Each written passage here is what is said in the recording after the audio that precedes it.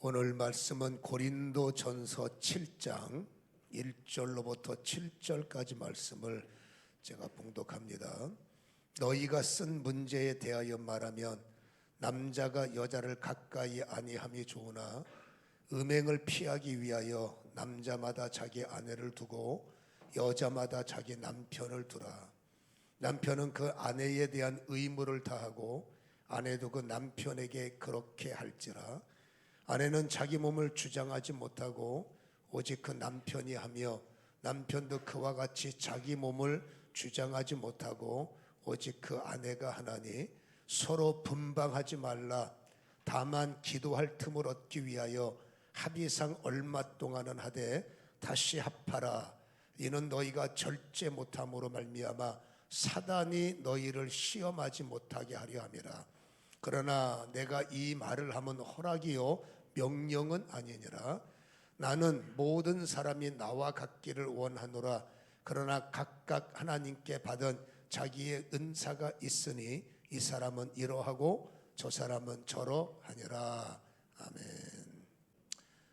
24일 오늘이 성탄 전야제인데 공교롭게도 주일과 연결이 됐어요. 그래서 성탄 분위기가 그 어느 때보다 더 가까이 와 있는데, 오늘 저녁하고 내일 또 25일 날은 성탄 예배이기 때문에 그 성탄에 대한 설교는 저녁과 내일 아침에 진행을 하기로 하고, 오늘은 우리가 고린도전서 7장을 우리에게 주셨기 때문에 이 고린도전서 7장의 내용은 그리스도인의 결혼, 또 그리스도인의 독신 문제, 그리고 또 그리스도인들이 고민하는 이혼에 대하여, 결혼에 대하여, 독신에 대하여, 이혼에 대하여, 거기서 또 이 7장 안에는 부부 생활의 의무가 있습니다. 이 의무에 대하여 우리 7장 전장은 우리에게 권면을 하고 있기 때문에 이 네 가지를 다 짧은 시간에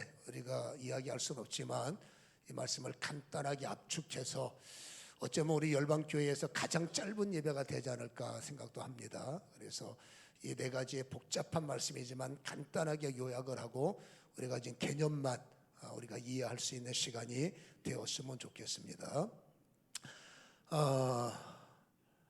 혼자 살아도 됩니까? 라는 질문은 제가 종종 들어요. 청년들에게도 듣고 또 혼자 살고 있는 사람들에게 목사님 혼자 살아도 되지요? 라는 질문을 듣습니다. 여러분, 저는 성경적으로 대답할 수밖에 없잖아요. 성경은 말합니다. 아니요, 결혼을 하셔야 됩니다. 그렇게 대답할 수밖에 없는 게, 여러분, 결혼이라는 제도는 하나님께서 인간을 만들고 아담과 하와가 결혼이잖아요. 그러니까 하나님이 만드신 제도 가운데 가장 신선하고 또 가장 신비로운 제도가 이 바로 결혼의 제도고, 이 결혼을 통해서 생육과 번성이 보장이 되고 연결이 되기 때문에 여러분, 인간의 결혼은 이건 여러분 뭐 선택이 아니라 필수일 수밖에 없지만 시간이 변화가면서 사람들의 사고는 바뀝니다. 그래서 여러분, 선진국이 될수록 이 결혼에 대한 비율이 낮아진다고 그래요.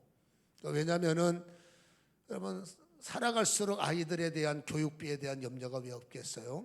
그리고 주택에 대한 부담들, 뭐 주택값이 뭐 상승하니까 이런 부담들, 그리고 또 젊은 친구들은 그러더라고요. 내가 살아온 인생의 고난을 나는 내 자녀에게 물려주고 싶은 마음이 없으니까, 제가 직접 들은 얘기예요.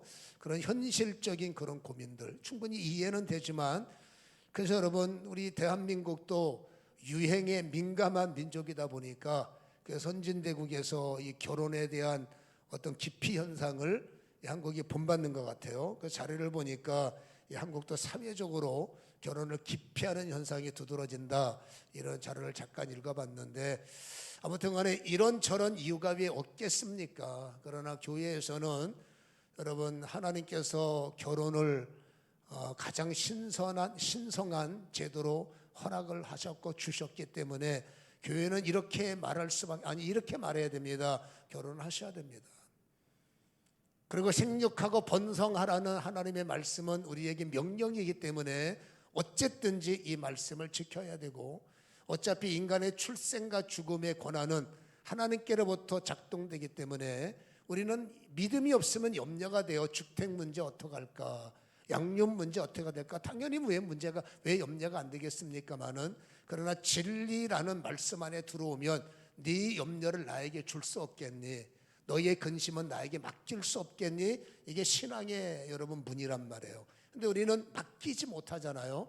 그러니까 어차피 양육의 짐을 내가 지고 가다 보니 볼멘 소리가 나올 수밖에 없고, 믿음을 가진 아무개, 믿음을 가진 어떤 분의 그 짐이 무거워 보이니까 아유 그냥 혼자 사는 게 낫겠다, 이런 좋지 못한 선행적 그림을 우리가 남기는 것이 아닐까 싶고, 그러나 신앙 안에 제대로 들어오면 정말 인간이 가질 수밖에 없는 고민과 근심과 걱정에는 반드시 하나님의 해답이 있단 말입니다.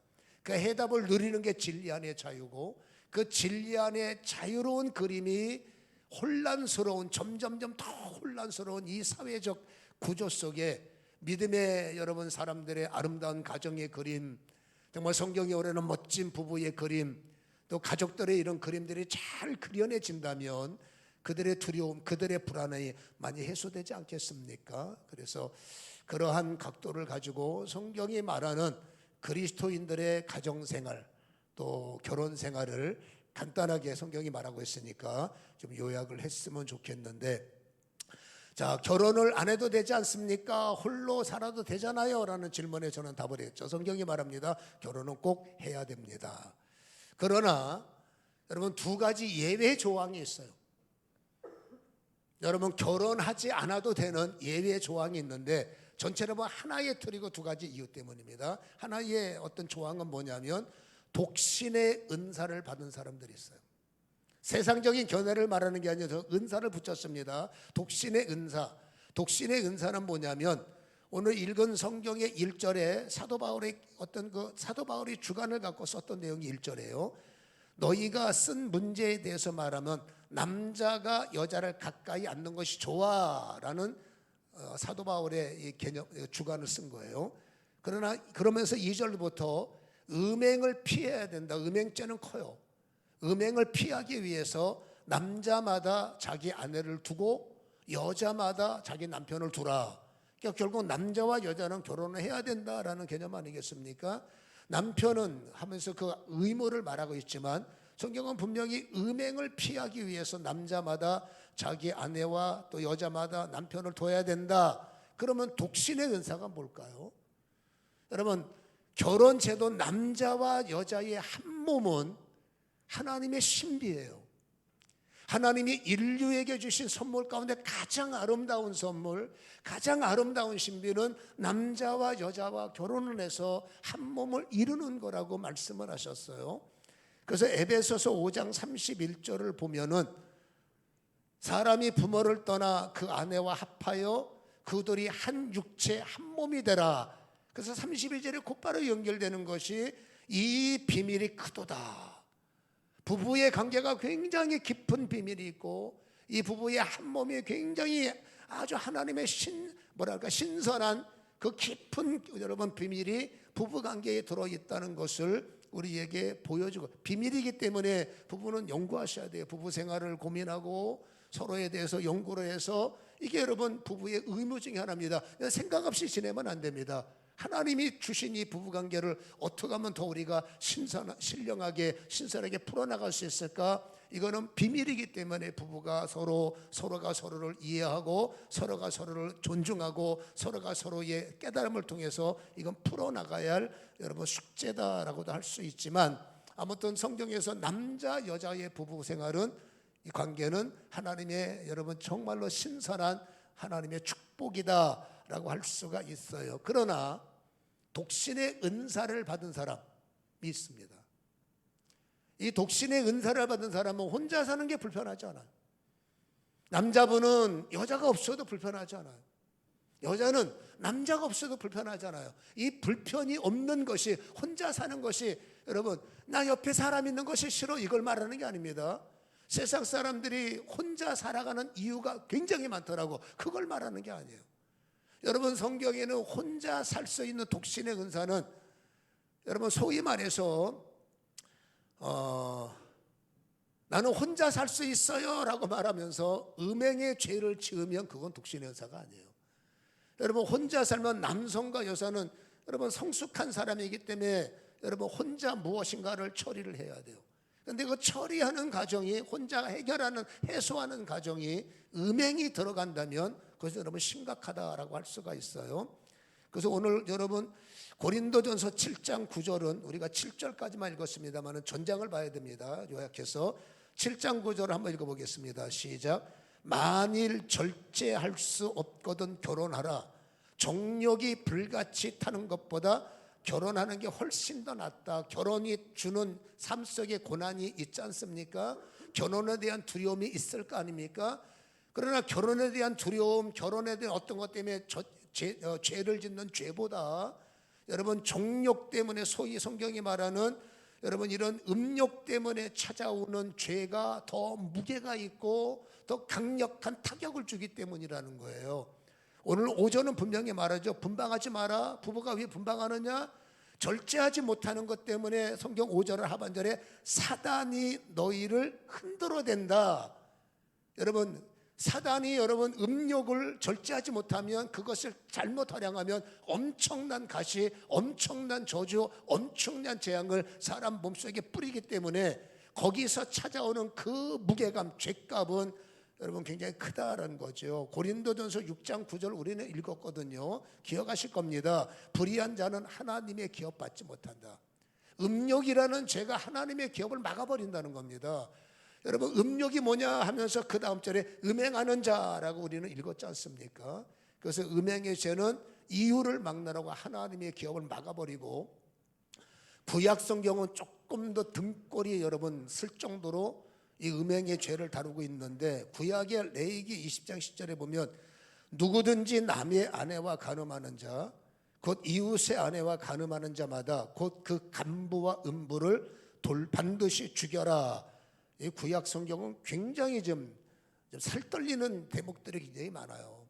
그래서 우리가 구약 성경에 태어나지 않은 것을 감사하셔야 되고 물론 또 그때 그 분위기가 우리를 그렇게 만들어 가겠지만 신약에 와서는 예수님께서 이 음행의 죄를 지은 자 그래서 여러분 잘났다고 당신들도 다 죄가 있지만 거룩한 척에서 돌을 갖고 자 우리는 성경대로 예수님 앞에 간음한 여인을 데리고 와서 자 보세요 우리는 성경대로 이 여자를 처리할 테니까 잘 보세요 했을 때 주님께서 그러면 죄 짓지 않은 자만 돌로 쳐봐라 주님께서 끌어내지 않습니까? 그러니까 우리는 어쨌든지 여러분 죄라는 모습이 이것만 있는 게 아니라 다양한 죄이기 때문에 우리는 여기에 대해서 조금 자유하지만 어떤 죄는 또 걸려요.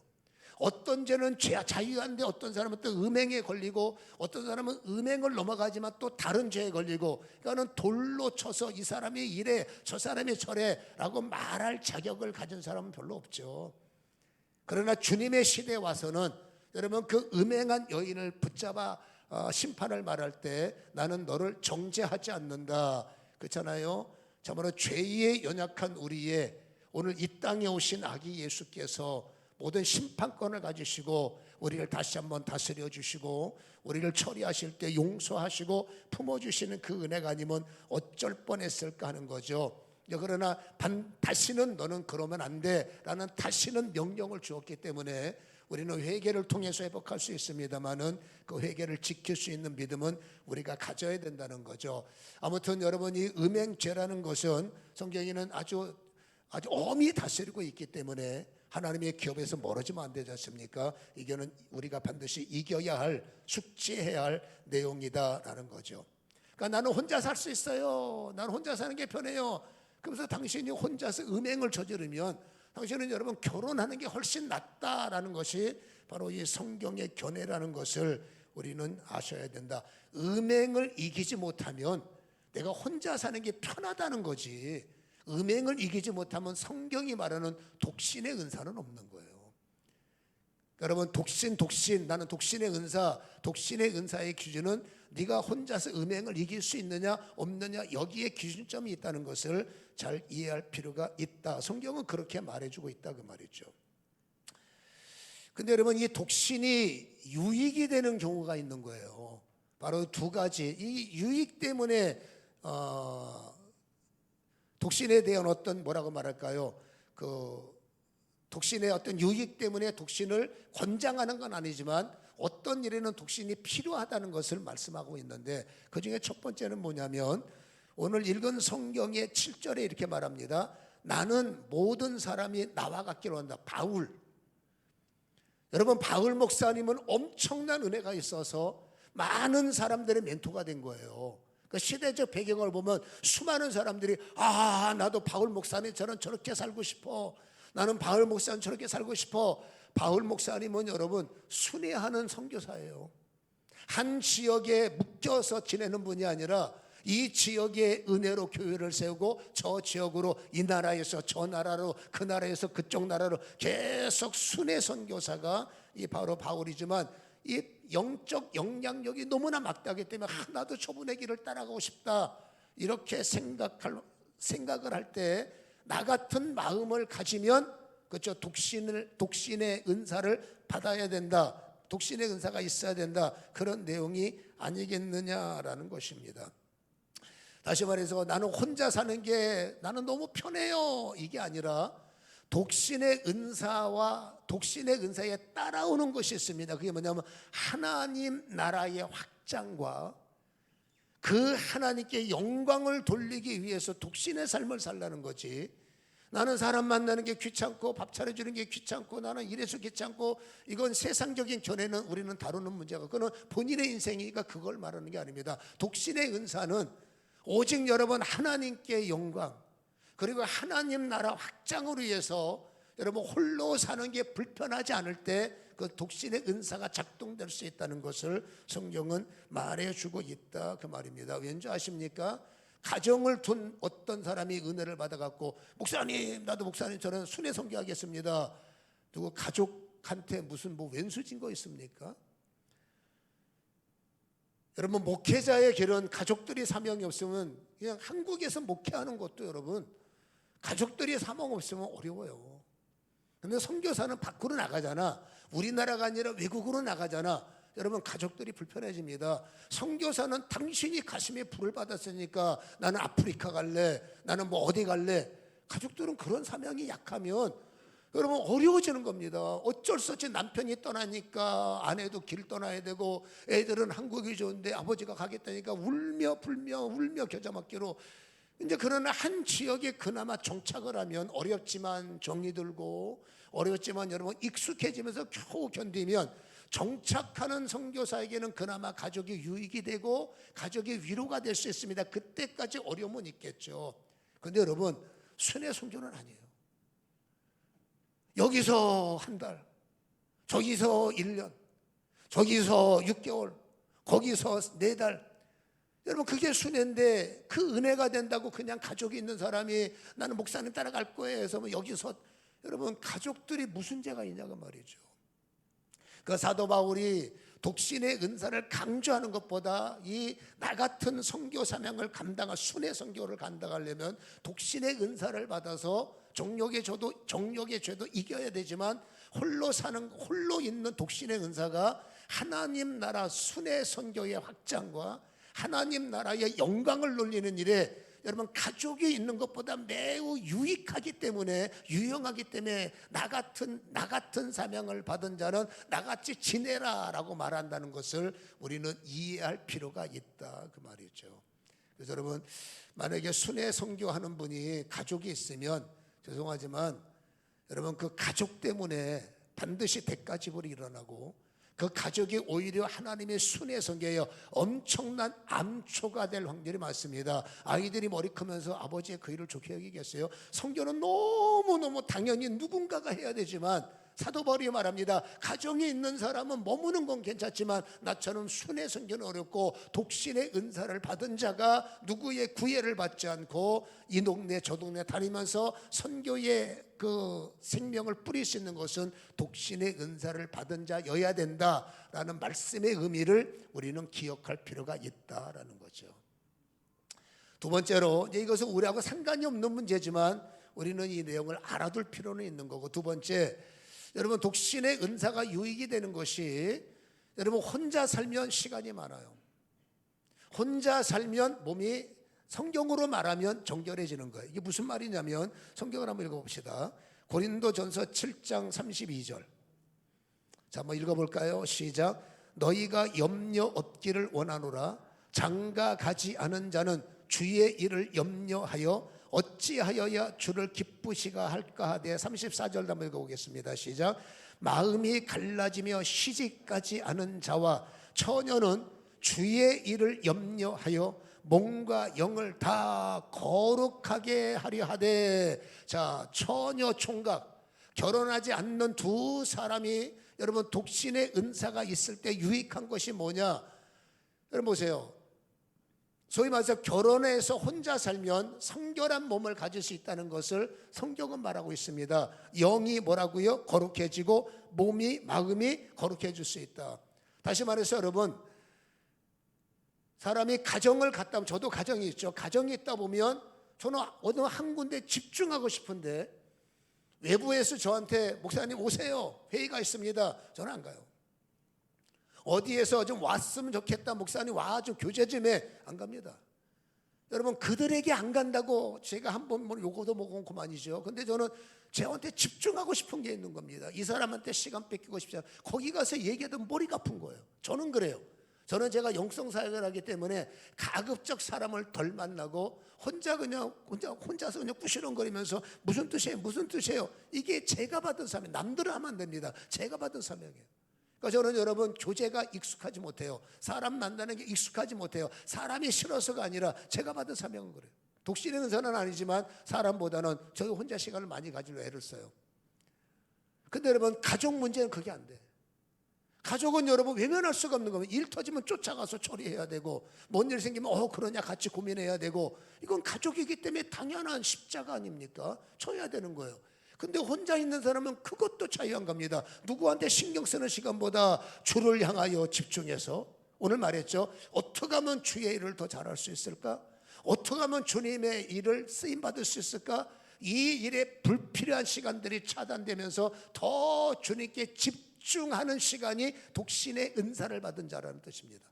다시 말합니다. 나는 혼자 사는 게 편해요. 간섭받지 않고 누구 챙겨주지도 않고 나는 혼자 사는 게 편해요. 그런 개념이 아니라 하나님이 말하는 성경에 결혼하지 않고 독신으로 지내라 하는 사람은 뭐라고요? 순회 선교의 사명을 받은 자, 아니면 정말로 나는 주님이 나의 신랑이라서 나는 주님과만 교제하고 나는 주님과만 영적으로 어떤 시스템을 간직하고 싶어요 라고 했을 때, 그 사람은 여러분 정말로 몸도 성결하고 마음도 성결하고, 왜? 하나님을 집중할 수 있으니까. 이럴 경우에는 독신의 은사가 유리하다라고 성경은 말하고 있다는 것을 우리는 기억을 하셔야 되고, 그렇지 않은 것은 여러분 그냥 혼자 살려고 애를 쓰는 거지, 당신한테 독신의 은사, 이건 성경적인 단어이기 때문에 사용이 아니다 그 말입니다. 그래서 우리가 이런 내용을 아는 것은, 간간히 보면 여러분 독신의 은사에 대해서 나는 혼자 사는 것을 하나님의 뜻이냐 물을 때, 당신이 혼자 살 때 정욕을 이길 수 있겠느냐? 아니면 여러분 결혼해야 돼요. 또 나는 정말로 주님만을 위해서 최선을 다하겠습니다. 정말로 당신이 주님만을 위해서 집중하는 거냐? 아니면 혼자 사는 게 편하니까 집중하는 거냐? 우리는 여러분 감출 때가 많지만 성경은 명확하게 독신의 은사의 두 가지를 그려놓고 있기 때문에 그 나머지는 혼자 성격이고 혼자 그렇게 살기를 원하는 그림이다 그 말이죠. 성경은 말합니다. 그냥 결혼하세요. 안 하는 것도 본인의 의미지만 우리는 성경적 상담의 요인을 여러분에게 성경은 말하고 있는 것뿐이다 라는 것을 잘 이해하셨으면 좋겠습니다. 성경에도 보면 여러분 처녀로서 하나님의 성결한 사명을 감당하는 사람들이 많지만, 특별히 여러분 우리가 사도행전을 읽어왔지 않습니까? 사도행전 21장 9절에 보면 여러분 전도자 빌립의 딸 4명이 다 처녀로 하나님과 동행을 하면서, 그들은 여러분 하나님과 집중하면서 예언을 받아서 성에 이랬다, 바울 목사님 저럽니다. 이게 뭡니까? 하나님에게만 집중하다 보니 성결해지고, 결혼하지 않고 하나님을, 예수님을 나의 신랑으로 모시다 보니까 그들보다 더 영이 맑고 그들보다 더 영의 집중력이 있었기 때문에 이토록 특별한 경우에 예언자로서 영성가로서 쓰임받는 경우, 그때는 여러분 홀로 있는 독신의 은사가 영적 줄기를 맺는 일에는 훨씬 더 유리할 수 있다는 것을 말씀을 하고 있기에, 이 두 가지만 독신의 은사에 해당된다는 것, 그런 나머지 분들은 어떻게 하든지 늦게라도 여러분 결혼을 하는 것이 성경적 권면이요 성경적 내용이라는 것을 우리는 머릿속에 이해하고 있어야 된다라는 겁니다. 두 번째, 이혼해도 됩니까? 정답, 아니요. 오죽하면 이혼하겠습니까? 알아요. 근데 안 돼요. 여러분, 이혼을 상담하는 분들을 저는 무수히 많이 만났어요. 다 아파요. 다 힘들어요. 어떻게 견뎌왔을까? 이해는 100번 돼요. 목사는 이혼하고 싶어요. 마음 같아서 하세요. 어떻게 그런 인간하고 삽니까? 하세요 라고 하고 싶지만 저는 여러분 제가 말할 자격이 없어요. 성경은 말해주고 있습니다. 두 가지만 빼놓고 이혼은 안 된다고. 왠지 아십니까? 여러분, 성경 마가복음 19장 6절에 이거 결혼식 때 주의 종들이 잘 쓰는 내용이지 않습니까? 그런즉 이제 둘이 아니요 한 몸이니 그러므로 하나님이 짝지어 주신 것을 사람이 나누지 못한다. 이 말씀. 두 사람의 결혼을 하나님이 승낙하셨어요. 이제는 두 몸이 아니라 한 몸으로 허락하셨어요. 성혼을 하나님이 승인하신 거예요. 여러분, 이 승인을 하나님이 하신 게 아닙니다. 본인이 좋다고 그래서 나는 이 사람하고 결혼할 겁니다. 결혼할 때는 여러분 단점도 있고 장점이 있는데 결혼 때는 여러분 단점보다 장점이 더 강화가 되기 때문에 나는 이 사람 허물까지 나는 끌어안을 수 있고 나는 이 사람 약점까지도 나는 끌어안을 수 있어요. 이게 결혼식장에서의 마음이에요. 이후에는 서서히 하강하겠지만 그러니까 결혼하다 보니까 이게 뭐야 단점도 보이고 이게 뭐야 약점도 보이고 이게 뭐야 안 맞기도 하고 그러다 보면서 여러분 어떤 성격의 차이 살아가는 여러분 수준의 차이 이런 여러 가지 견해 차이 때문에 엄청난 충돌이 일어나지 않습니까? 그러니까 당신하고 나가 안 맞아 끝납시다 했을 때 그럴 수 있다라고 말하지만 성경은 말합니다. 그건 네가 선택한 십자가다. 억지로 어떤 사람이 어떤 사람한테 너 결혼해 이게 이 시대가 아니잖아. 내가 좋아서 내가 사랑했고 내가 좋아서 선택했는데 나중에 살다 보니 여러분 안 좋은 면이 발전되고 보여지고 그 안 좋은 면 때문에 싸움이 집중되다 보니까 영권으로 그것을 무관심해야 되는데 됩니까? 그것에 집중하다 보니까 결국 틀어지고 안 맞아 갈라칩시다. 근데 성경이 말합니다. 그 안 맞는 것도 네 십자가고 그게 다툴 수밖에 없는 그 고난도 네가 선택한 십자가이기 때문에 네가 짊어져야 된다. 십자가는 벗어버리는 것이 아니라 어려워도 괴로워도 짊어지는 거기 때문에 성경은 이렇게 말합니다. 두 가지만 빼놓고 참아야 되고 십자가를 져야 되고 감당하라. 이것이 바로 하나님의 뜻인데 그러면 두 가지가 뭘까? 예외 조항 두 가지가 있습니다. 이 예외 조항은 뭐냐? 우리가 다 알고 있는 겁니다. 첫 번째는 이런 겁니다. 본문을 성경을 보시면 여러분 7장 15절의 말씀을 한번 읽어보겠습니다. 함께 읽읍시다. 시작. 혹 믿지 아니하는 자가 갈리거든 갈라지게 하라. 형제나 자매나 이런 일에 구애받을 필요가 없다. 그러나 하나님은 화평 중에서 너희를 불렀지 않느냐. 자, 성경은 이렇게 말합니다. 여러분 어떻게 하다 보니까 한 사람은 신앙을 갖게 되고 한 사람은 끝까지 거부하는 거예요. 그런데 이 신앙을 가진 사람의 신앙을 안 믿는 남편이 안 믿는다고 칩시다. 남편이 이게 부담스럽고 굉장히 기분 나쁜 겁니다. 여기에 아내의 신앙에 태클을 걸려고 영적인 작동이 있었을까요? 어쨌든 기분 나쁜 거예요. 그러니까 교회 가는 것 때문에 싸움이 되고 교회 가는 인간이 계속 다툼이 돼서 여러분 결국 믿지 않는 남편이 예를 들어서 나는 당신이 갖고 있는 예수 때문에 당신이 갖고 있는 신앙 때문에 결혼생활이 안 되게 당신 무조건 헤어지자라고 말할 때 성경적 견해는 믿지 않는 믿음이 충돌이 돼서 믿음의 고통과 믿음의 핍박이 올 때 물론 우리는 그 핍박에 관심을 두면 큰일 나요. 우리가 영이 망가지는 이유는 자꾸 핍박에 관심을 받으니 내 마음이 황무해지고 황무해지는 순간에 그리스도가 떠나버리는 거거든요. 가급적이면 핍박을 안 받아야 되는데 이미 여러분 나는 모르고 믿지 않는 분과 결혼을 해서 이 믿지 않는 사람이 계속 신앙적 핍박을 올 때는 여러분 축복의 마음이 소멸되면 목사가 축복의 마음이 없이 설교를 합니까? 가증스러운 일이에요. 죄송하지만 대표기도하는 분이 축복의 마음 없이 대표기도하면 어려운 일입니다. 하나님의 일을 하는 리더들이 축복의 마음이 없이 삭막한 마음 갖고 겉으로만 여러분 거룩한 척 굉장히 주님 앞에 죄를 짓는 거예요. 이유를 막느라고 우리는 축복의 기름진 마음을 갖고 설교를 해야 되고, 축복의 기름진 마음으로 대표기도 리더 어떤 일을 해야 되는데, 우리는 늘 마음이 불편하고 항모하고, 왜? 핍박과 충돌과. 그래서 여러분, 다시 말합니다만은 우리는 그 일에, 내가 선택한 내 일에 핍박이 올 때 핍박에 관심을 가지면 안 되고, 내 일이 어려움이 올 때 어려움에 관심을 갖지 말고 오직 예수 그리스도. 이게 신앙인데, 우리는 이 고도의 영성이 컨트롤이 안 돼 보니까 그냥 핍박에 한번 해보자, 그냥 감정 처리해서 그 핍박에 함께 수렁에 빠져서 만신창이가 돼버리는.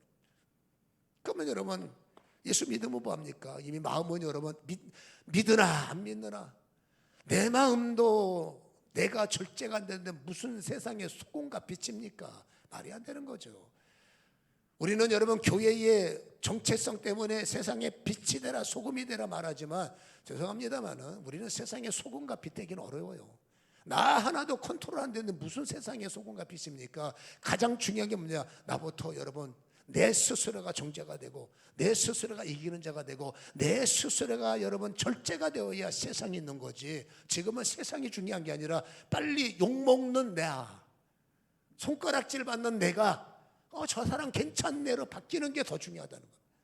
세상에 욕먹으면서 세상에 나서 대인 봉사하고 뭐하고, 죄송하지만 그건 하나님 앞에는 가증스러운 짓이에요. 해야 되니까 승인은 하고 용인은 하지만, 당신도 마음을 절제하지 못하면서 무슨 세상에 나가서 빛이 된다고 말할 자격이 있느냐? 주님은 그렇게 보실 수가 있다는 거죠. 그래서 여러분, 어쨌든지 신앙적인 핍박이 올 때 성경의 견해는 그 일에 절대로 구애받지 말고 갈라져라. 이것은 성경의 정의는 방식. 그러나 하나님은 화평 중에서 너희의 결혼을 승낙하셨기 때문에, 할 수 있으면 그 믿지 않는 남편을 끌어안을 수 있다면, 믿지 않는 아내를 끌어안을 수 있다면, 그러나 화평을 선택하라. 그렇지만 결론은 뭡니까? 그러나 끝까지 이것이 너에게 신앙적 부담이 되고 충돌이 된다면 갈라져라. 이것은 제 말이 아니라 성경의 견해라는 것을 저는 짚는 것뿐입니다. 본인이 선택할 문제예요. 두 번째, 여러분, 간음죄가 있을 때는 무조건 이혼이에요. 여러분, 구약은 눈에는 눈이고 이에는 이 엄청난 그 시스템 속에서 유일하게 하나님께서 백성들에게 이혼 증서를 써줘 하는 내용이 딱 하나 있어요.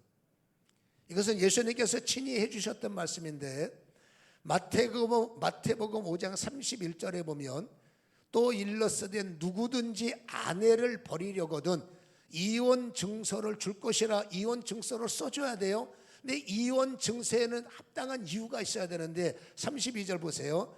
나는 너희에게 이르노니 누구든지 음행한 이유 없이 아내를 버리면 이는 그로 간음하게 하는 죄다. 딱 하나 이혼 증서를 써줘야 할 이유가 있습니다. 그게 뭐냐? 간음을 했다면 성결이 깨진 거예요. 간음을 했다면 순결이 깨진 거예요. 간음을 했다면 서로가 서로의 신뢰가 깨진 거예요. 그때는 대상입니다. 이혼의 조건은 된다. 그러나 하나님은 화편 중에 부르셨기 때문에 그것을 끌어안을 수 있다면, 그것을 이해할 수 있다면, 그것을 덮을 수 있다면 화목하는 것이 맞다. 그렇지만 그것이 나에게 끝없는 걸림돌이라면 성경을 말하는 겁니다. 그것은 이혼의 대상이 있는 두 가지입니다. 뭐라고요? 믿지 않는 대상자가 믿음을 가진 사람에게 난 너 신앙 때문에 못 견디겠으니까 이혼하자 하면 그 일에 매이지 말 것. 그 두 번째는 간음한 사람이 발견됐다면 대상이, 그건 여러분 이혼의 대상이 된다는 것. 요즘엔 그것 말고도 여러분, 성격이 안 맞는 것 때문에 헤어지는 건 허다하고, 성격이 맞아도 한 사람이, 요즘 법이 참 재밌더라고요. 웃기더라고요. 한 사람이 그냥 아내가 싫어. 그럼 여러분 그거 재판 코트에 가서 재판하면 이혼이 되더라고요. 이만큼 여러분 결혼에 대한 중심이 굉장히 약해졌지만, 아무튼 성도는 세상에 속한 사람이 아니라 하나님의 법의 제재를 받는 분들이기 때문에 독신에 대한 개념의 아웃라인을 잡으셔야 되고, 여러분 이혼에 대한 중심을 반드시 잡으셔서, 이거 두 가지가 아니면 내가 선택한 십자가이기 때문에 져야 되는구나. 여러분 지키든 안 지키든 본인에게 달렸습니다마는, 여러분 순종이 제사보다 낫다는 의도를 우리는 깊게 고민할 필요가 있다라는 거죠. 이것이 바로 이혼에 대한 성경의 내용이라는 것을 우리는 기억할 필요가 있지요. 세 번째가 있습니다. 건강한 가정, 건강한 자녀. 여러분, 건강한 부부가 있어야 건강한 가정이 형성되고, 건강한 부부여야 건강한 가정이, 자녀가 여러분 만들어질 수 있다라는 것을 아셔야 되죠. 그러니까 부부의 의무가 있다는 겁니다. 이 부부의 의무도 성경이기 때문에 우리는 잘 들을 필요가 있는데, 오늘 3절 읽었던 본문의 말씀 3절을 보면 이렇게 말합니다. 남편은 그 아내에 대한 의무를 다하고 아내도 그 남편에게 그렇게 할지라. 아내는 자기 몸을 주장하지 못하고 4절 오직 그 남편이 하며 남편도 그와 같이 자기 몸을 주장하지 못하고 오직 그 아내가 하나니 딱 하나 서로 분방해야 할 방을, 침대를 따로 써야 될 때가 있다는 겁니다. 그 뭡니까? 특별한 기도 제목이 생겨서 하나님 앞에 한 달 동안 내가 작정 기도를 할 거야. 하나님의 감동입니다. 하나님께서 나에게 일주일 동안 감동을 주셨으면 일주일 동안 감동에 의해서 금식 기도할 거야, 특별 기도할 거야. 이때는 절대 합방하면 안 돼요. 여러분, 기도할 때 가급적이면 옆에 사람이 있으면 기도하면서 이 사람하고 대화하고 기도하고, 그건 여러분 그건 잘못돼도 한참 잘못된 거예요. 예배 때는 옆 사람 무시해야 돼요.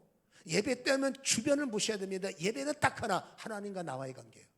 기도 때 여러분, 기도하다가 막 셀폰 들여다보고 앉아있고, 기도하다가 5만 일 청결하고, 물론 무시는 그럴 수 있지만 정식적, 하나님께서 너 3일 동안 작정 기도해 하여튼 3일 동안에 쉽게 말하면 관 속에 들어갔다고 생각해야 돼. 오직 하나님과 나하고만 채널을 열고 나머지는 다 닫아야 되는데, 잘한다고 금식 기도 해놓고 잘한다고 여러분 작정 기도하면서 밤에 아내하고 합방을 해버리면 죄송하지만 여러분 기도는 깨지는 거예요. 여러분, 특별 기도할 때 역사하는 힘이 굉장히 세기 때문에 사단이 나의 기도를 막는 방법 중 하나가, 자, 여러분 작정 기도하는 중간에 아내하고 관계를 하는 거예요. 그러면 여러분 부부의 의무는 다 하는 것 같지만 성경의 말씀에 여러분 접촉이 이게 해당이 되는 거죠. 그러면 기도가 깨지면 안 좋아지는 거죠. 다시 말합니다. 여러분, 특별 기도회 시간에는, 특별 기도의 명이 떨어지면 반드시 각방을 쓰셔서 그 시간만큼은 신랑 되신 예수님에게 집중을 하시고, 그 외에는 절대로 각방을 쓰지 말라. 피곤하잖아요. 요즘 아내들도 집에서 거하시는 분들, 집에서 있는 사람보다 거의 요즘에는 맞벌이 부부들이 많기 때문에 집에 오면 파김치되죠. 얼마나 힘들겠어요. 그 다음에 남편이 예를 들어 여러분 그날 밤에 아내를 원할 때, 아내는 피곤하기 때문에, 남편이 싫어서겠어요? 어쨌든 피곤하기 때문에 거부할 수 있어요. 여러분, 아내가 남편을 원하는데 남편이 힘들다는 이유 때문에 거부할 수 있어요. 그럼 본인의 자유라고 생각하지만 no. 중요한 게 있습니다. 그 순간에, 오늘 5절에 말하죠, 절제 못하는 그 순간에 사단이 아내에게 틈을 타는 거예요. 여러분, 아내가 남편을 거절하는 그 순간에 사단은 그 남편에게 틈을 타서 그 남편에게 음행의 마음을 품게 하는 거예요. 그게 쌓이고 쌓이고 쌓이고 쌓이죠. 그럼 나중에 이혼의 조건이 생겨요. 그게 쌓이고 쌓이고 쌓이죠. 나중에 걷잡을 수 없는, 여러분 댐이 조그맣게 하나 무너지면, 왜 댐이 무너졌느냐, 역으로 거슬려 올라가면 그 댐 무너지는 역할을 누가 했을까 생각을 해볼 필요가 있다는 거예요. 그래서 성경입니다.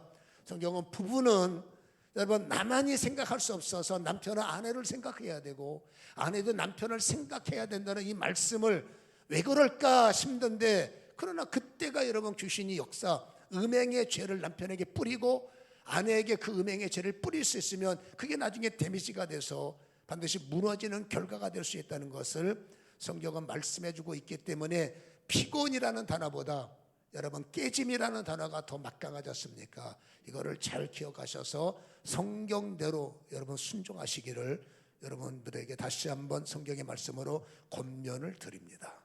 아멘. 내가 대신했어요. 여러분 30대는